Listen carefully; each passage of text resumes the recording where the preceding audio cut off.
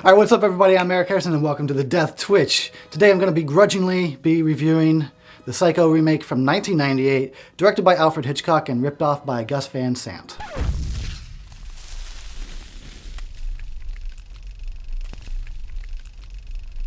Oh, wait.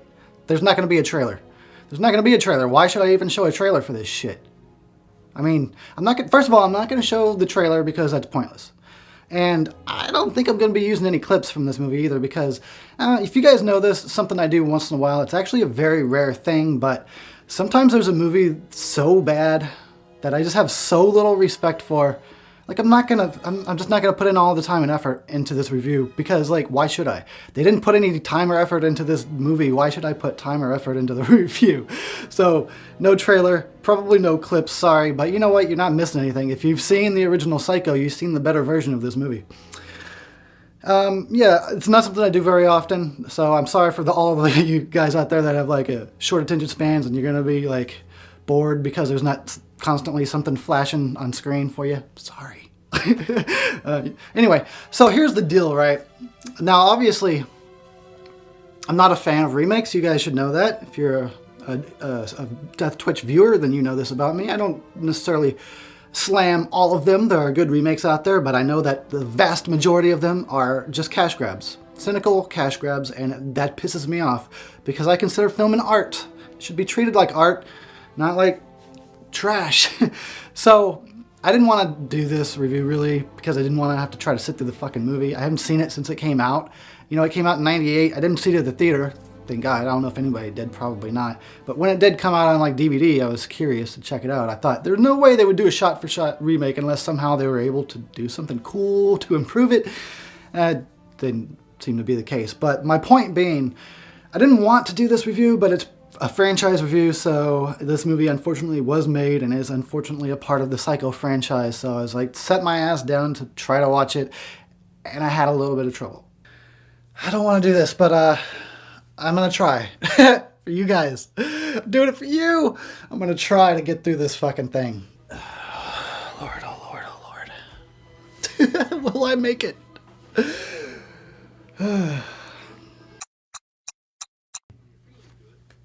I'm not gonna make it.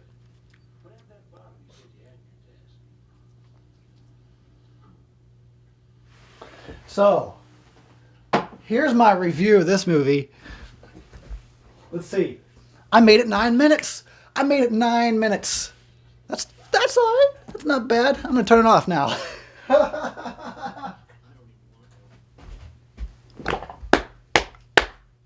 That's hilarious. Oh my God, 9 minutes. I was certain I'd last longer than that. Really?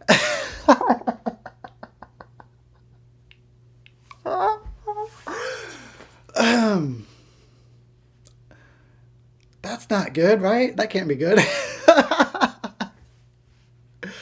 Son of a gun.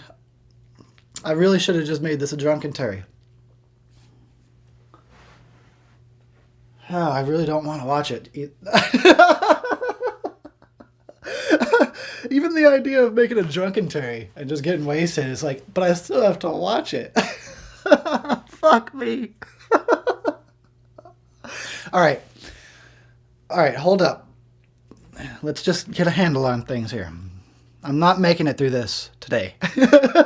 Sorry, I'm so sorry. All right, take two. So what happened was, as you could see, that I couldn't make it through this. Well, I couldn't make it through this movie the first try. I'm on my second try. 20 minutes in, guys. 120 minutes to go. I can't believe it. I have to document this like it's some kind of heroic thing. It's like the most difficult challenge. The Psycho remake challenge. Worse than the fucking ice bucket, whatever that was. That fad that came and went. So here's my thing, right? Sorry, I'm kind of on the floor right now. I'm a little uncomfortable. You know, I love the original Psycho. I have a sort of attention deficit problem, though. A lot of people do, especially these days. With all the multitasking and everything, just too much going on.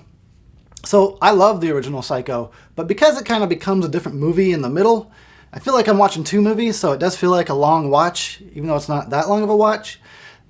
But that's a movie I like. So now I have to sit through that bullshit with this? Ugh. Fuck! Okay, I finally made it through. I really had to force myself. It was not easy, and you know, this movie. Okay, let's talk about it a little bit here.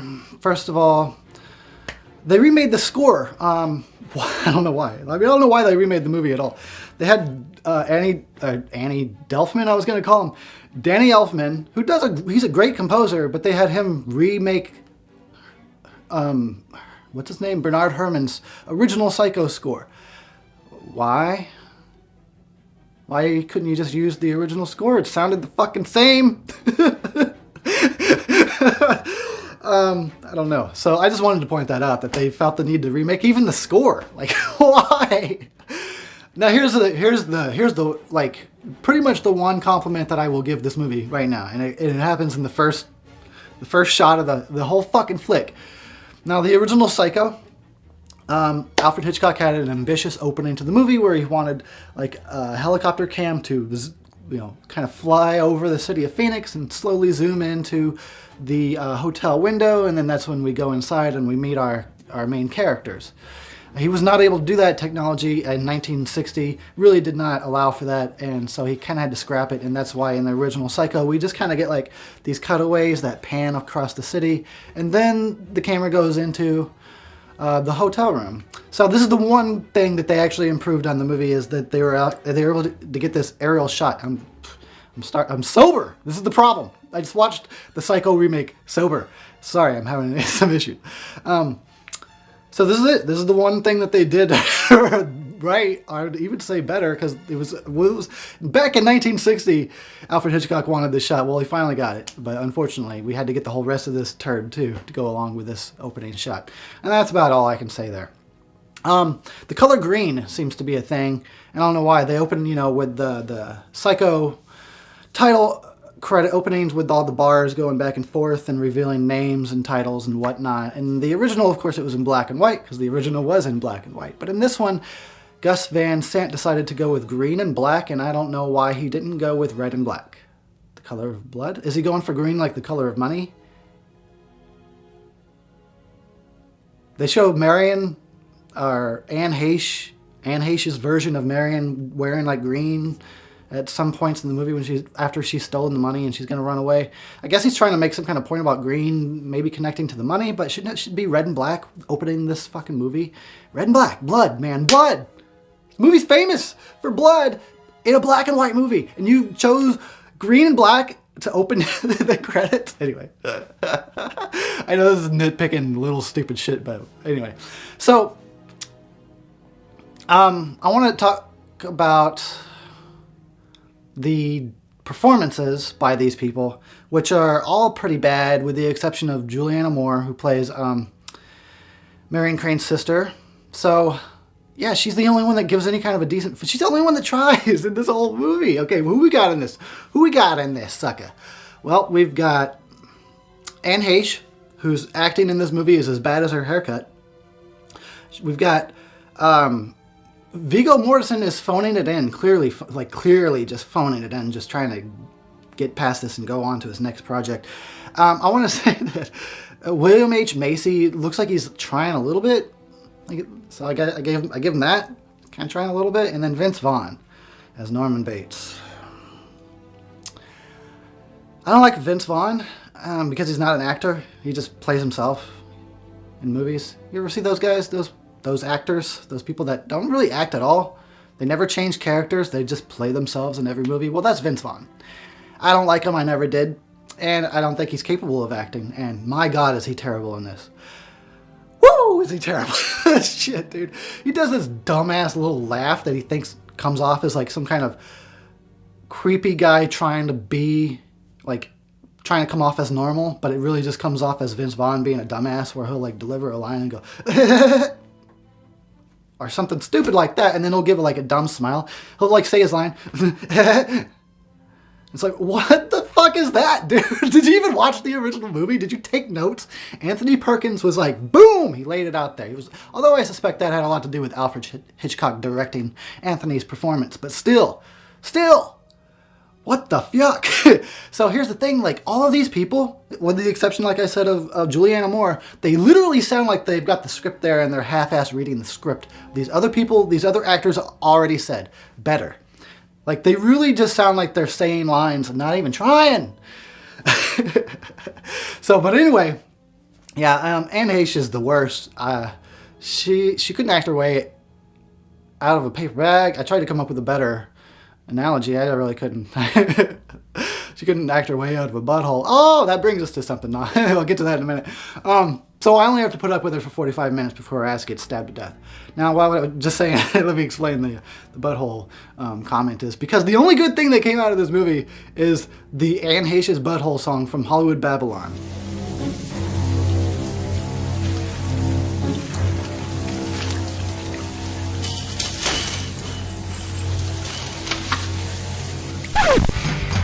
Heche's butthole, Anne Heche's butthole, Anne Heche's butthole. Let's all go